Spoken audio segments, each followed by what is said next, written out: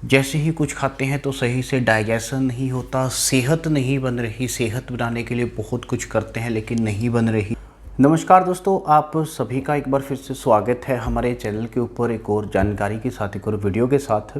दोस्तों, मुझे काफ़ी सारे ऐसे कमेंट मिले हैं, ऐसे मैसेज मिले हैं फेसबुक के ऊपर भी और यूट्यूब के ऊपर भी, जिनमें पूछा गया है कि उनको खाया पिया नहीं लगता, खाया पिया हजम नहीं होता, जैसे ही कुछ खाते हैं तो सही से डाइजेशन नहीं होता, सेहत नहीं बन रही। सेहत बनाने के लिए बहुत कुछ करते हैं लेकिन नहीं बन रही।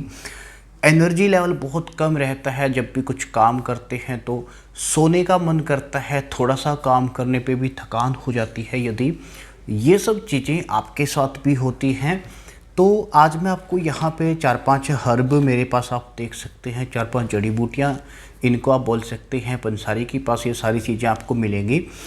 इन सब को आपने पीस करके इनका जो पाउडर है उसका आधा चम्मच आपने इस्तेमाल करना है डेली। 2 से 3 दिन जब आप इस चीज़ को इस्तेमाल करोगे तो आपको डाइजेशन बेटर महसूस होगा, आपको आपके शरीर के अंदर एनर्जी का लेवल ज़्यादा महसूस होगा, आपको आपके शरीर के अंदर तेजना ज़्यादा महसूस होगी इन चीज़ों का इस्तेमाल करने के बाद। और ये चीज़ें बहुत ज़्यादा महंगी भी नहीं है, आपको बमुश्किल 100 से 150 रुपये में आ जाएंगी एक हफ्ते के लिए। अगर इनको आप एक महीने के लिए बनाना चाहते हैं तो आपको 200 से 300 रुपये में चीज़ें आ जाएंगी। इस वीडियो में मैं इसकी आपको कंप्लीट जानकारी दूंगा, इसको तैयार कैसे करना है, प्रॉपर एक एक बताऊंगा कि किन किन चीज़ों का कितनी कितनी मात्रा में आपने इस्तेमाल करना है, इसको लेना किस तरह से है और किन लोगों के लिए वर्जित है, किन लोगों को इसका इस्तेमाल नहीं करना। और स्पेशली जिन लोगों को थकान ज़्यादा रहती है, जिन लोगों के शरीर में एनर्जी लेवल बहुत ज़्यादा कम है, उनके लिए इसके साथ आपको किस डाइट का इस्तेमाल करना चाहिए ताकि आपको ज़्यादा से ज़्यादा फ़ायदा इसका मिल सके। दोस्तों, आगे बढ़ने से पहले रिक्वेस्ट जरूर करूंगा कि यदि आपने हमारे चैनल को अभी तक सब्सक्राइब नहीं किया है तो सब्सक्राइब कर लीजिए और फेसबुक पे हमें फॉलो कर लीजिए ताकि आपको यहाँ पे रेगुलर अपडेट्स हमारी वीडियोस की मिलती रहें। आइए ज़्यादा समय ना वेस्ट करते हुए हमारी रेमेडी की तरफ चलते हैं। रेमेडी में आपको क्या क्या चीज़ें पंसारी के पास से खरीदनी है, फिर उनको तैयार आपने कैसे करना है। आप एक कॉपी पेन ले लीजिए, उसके ऊपर लिख लीजिए, इससे आपको याद रखने में ज़्यादा आसानी होगी। फिर आपको कमेंट भी कम करने पड़ेंगे इसको बार बार पूछने के लिए। सबसे पहली चीज़ जो हम इसमें इस्तेमाल करेंगे ये है कोंच बीज। कोंच बीज आपके मेटाबॉलिज्म को भी तेज करता है। कोंच बीज के अंदर रिप्रोडक्टिव पावर होती है, इसमें काफ़ी सारे ऐसे अमीनो एसिड होते हैं जो हमारे रिप्रोडक्शन सिस्टम को अच्छे से काम पे लगाते हैं। जनरली जिन लोगों को एनर्जी लेवल कम रहता है और खाया पिया नहीं लगता, उसमें कोंच बीज काफ़ी हेल्प करता है। आयुर्वेदा में कोंच बीज को हमारे शरीर को बलिष्ठ बनाने वाला बताया गया है। कोंच बीज का हम इस्तेमाल करेंगे लगभग 100 ग्राम की मात्रा हम कोंच बीज की इस्तेमाल करेंगे। जो ये मैं क्वांटिटी बताऊंगा ये आपको 1 महीने काफ़ी होगी, 1 महीने आपकी चल जाएगी। ये चीज़ मैं आपको लास्ट में बताऊंगा, ये चीज़ सबके लिए नहीं है, सिर्फ कुछ लोगों के लिए ही ये चीज़ है। दूसरी चीज़ जो हम लेकर के आएंगे वो है अश्वगंधा। इस तरह से अश्वगंधा आएगा। अश्वगंधा की जड़ें आपको पंसारी के पास मिलेंगी। अश्वगंधा की जड़ें इस्तेमाल की जाती हैं।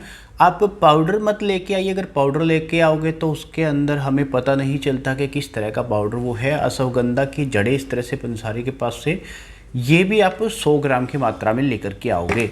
अश्वगंधा हमारे शरीर को काम करता है, हमारे माइंड को शांत करता है। ये हमारे शरीर के अंदर हैप्पी हार्मोन्स को बढ़ाने का काम करता है, जिससे हमारा शरीर और ज़्यादा अच्छे से कंसंट्रेट भी कर सकता है। इसलिए जो बच्चे पढ़ने वाले बच्चे होते हैं उनको भी अश्वगंधा दिया जा सकता है। और जिन लोगों को स्पेशली थोड़ी सी एज हो जाने के बाद मेमोरी की समस्या हो जाती है, सोने की समस्या हो जाती है, नींद की समस्या में भी अश्वगंधा दिया जाता है।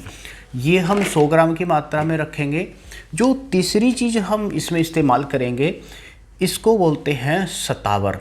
ये भी हम 100 ग्राम की मात्रा में ही लेकर के आएंगे। सतावर का इस्तेमाल ज़्यादातर लेडीज़ के लिए किया जाता है क्योंकि ये हमारे शरीर के अंदर एस्ट्रोजन को कम करने का काम करता है। स्पेशली जब महिलाओं के शरीर में एस्ट्रोजन की मात्रा ज़्यादा हो जाती है तो सतावर इस्तेमाल किया जाता है हमारे आयुर्वेदा सिस्टम में।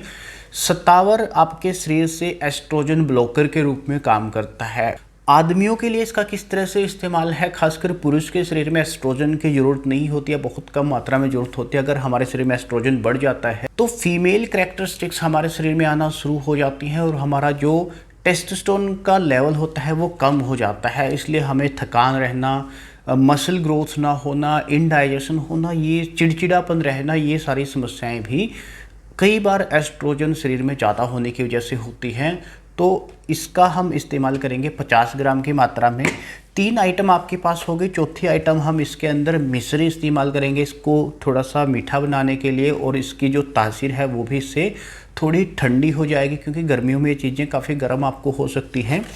जो चौथी चीज़ है, इसका इस्तेमाल उन लोगों के लिए करेंगे जिनको बहुत ज़्यादा गर्मी की समस्या है, जिनके शरीर में गर्मी बनती है, और ख़ासकर क्योंकि ये जो चीज़ें हैं ये काफ़ी गर्म होती हैं, काफ़ी न्यूट्रिशियस होती हैं। इनका इस्तेमाल करने से शरीर में गर्मी बढ़ना लाजमी है। यदि आपको गर्मी बढ़ने की समस्या है तो हम गुलाब की पंखुड़ियों का इस्तेमाल करेंगे साथ में, लेकिन गुलाब की पत्तियों का इस्तेमाल काफ़ी कम मात्रा में किया जाता है, क्योंकि इसके साथ समस्या क्या है, अगर इसका इस्तेमाल थोड़ा सा ज़्यादा आपने कर लिया तो जो आपको फ़ायदे मिलने वाले थे वो फ़ायदे नहीं मिलेंगे, क्योंकि इसकी तासीर बहुत ज़्यादा ठंडी हो जाएगी। तो इसकी कोई क्वांटिटी मैं आपको नहीं बताऊंगा। इसका इस्तेमाल आप अपने शरीर की गर्मी के हिसाब से कर सकते हैं, या इसको आप स्किप भी कर सकते हैं, या ऐसा कर सकते हैं पहले इनका पाउडर आप बना लीजिए, और अगर आपको महसूस हो कि आपके शरीर के अंदर गर्मी बढ़ना शुरू हो गई है, गर्मी ज़्यादा हो गई है, तो साथ में इसका इस्तेमाल आप बाद में कर सकते हैं।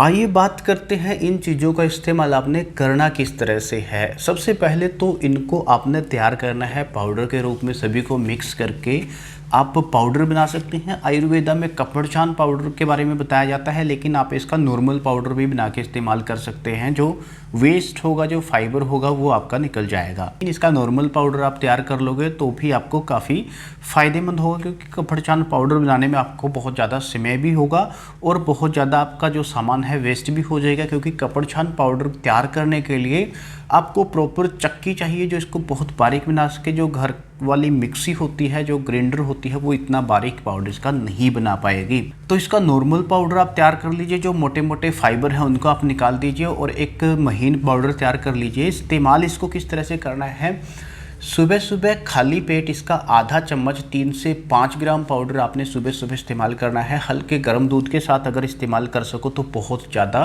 फ़ायदेमंद ये रहने वाला है। जो लोग सुबह इस्तेमाल नहीं कर सकते वो रात के समय भी इसका इस्तेमाल कर सकते हैं, लेकिन जिन लोगों को एनर्जी की समस्या रहती है, थकान रहती है, उन लोगों के लिए सुबह के समय इस्तेमाल करना ज़्यादा बेनिफिशियल है। आइए बात करते हैं इसके साथ आपको किस तरह का भोजन लेना चाहिए और किन चीज़ों से बचना चाहिए। सबसे पहले तो जब इस चीज़ का इस्तेमाल करोगे अपने खाने के अंदर, 2 से 3 तरह के फल आप इस्तेमाल ज़रूर कीजिए, और 2 से 3 कलर की सब्जियां भी इसके साथ आप ज़रूर इस्तेमाल कीजिए। सबसे पहला फार्मूला तो यही है। दूसरा, आपको तली हुई चीज़ों का इस्तेमाल नहीं करना।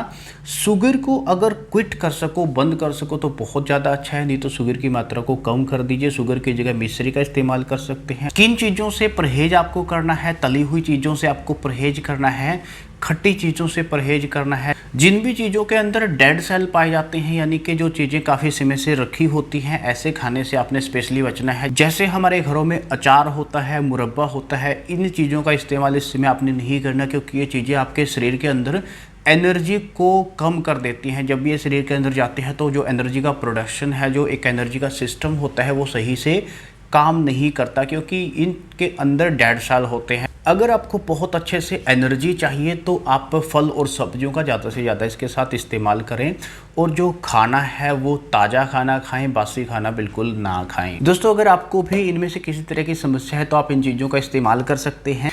अगर आपके मन में इनके बारे में कुछ भी डाउट है, इनके बारे में कुछ भी पूछना चाहते हैं, तो मुझे नीचे कमेंट करके ज़रूर बता सकते हैं। एक और जानकारी के साथ दोबारा मिलेंगे, तब तक के लिए हमें इजाज़त दें।